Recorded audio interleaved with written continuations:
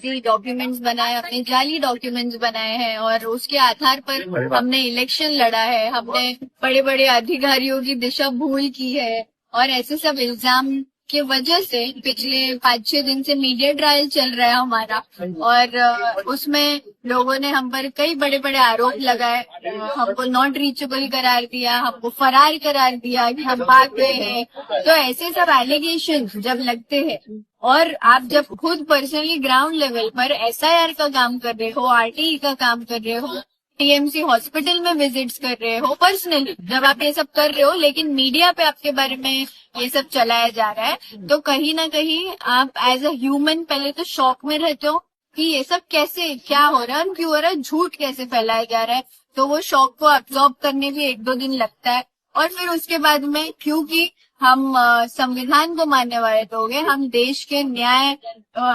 System पर भरोसा रखते हैं, हमारा लॉ जो है उस पर हम भरोसा रखते हैं, तो हम हमारी लड़ाई लीगली लड़ने में बिलीव करते हैं। तो हमने ये लड़ाई लीगली लड़ने की वजह से हमारे जो प्रोसीडिंग्स चल रहे थे उसको टाइम देते हुए हमने मीडिया को होल्ड पे रखा, क्योंकि मीडिया में जो लोग पेड पीआर करके हमको डिफेम करने की कोशिश कर रहे थे वो ऑलरेडी हमारे न्यूज मीडिया में चला रहे थे। तो आज ये कॉन्फ्रेंस बहुत जरूरी थी लोगों को गलत साबित करने के लिए, जो हमने आज।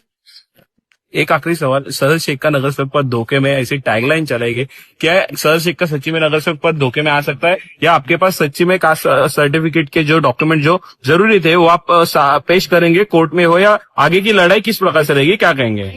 तो कोर्ट में ही है, जिन्होंने इल्जाम लगाए उनको भी मैं कोर्ट में ही देखूंगी और जिन्होंने मेरे डैड को साबित करने की कोशिश की कि वो महाराष्ट्र के रहवासी नहीं है उनको भी हम कोर्ट में देखेंगे, तहसीलदार को भी हम कोर्ट में देखेंगे जो हमारे खिलाफ जिन्होंने 1 साइडेड रिपोर्ट पास करी है उनको भी हमने लीगली एक नोटिस भेजी है। हमने लोकमत जो न्यूज चैनल है और एक सुफियान खान, जावेद सिद्दीकी, फराज सिद्दीकी और एनसीपी एसपी का एक इंस्टाग्राम हैंडल है, ऐसे पेजेस को डेफेमेशन का नोटिस भेजा है, लीगल नोटिस भेजा है, क्योंकि उनके जरिए ऐसे फोटोज और बैनर्स चलाए गए जिसपे मेरे फोटोज यूज किए गए और जो कि क्लियरली एक पॉलिटिकल प्रोपोगंडा है। ये लोगों को दिख रहा है, ये इलेक्शन जीतने के बाद की जो इनसे हार बर्दाश्त नहीं हुई है इनकी, इसीलिए इन्होंने ये मीडिया प्रोपोगंडा करके हमको डिफेम करने की कोशिश की है। तो इनको लीगली जवाब दिया जाएगा।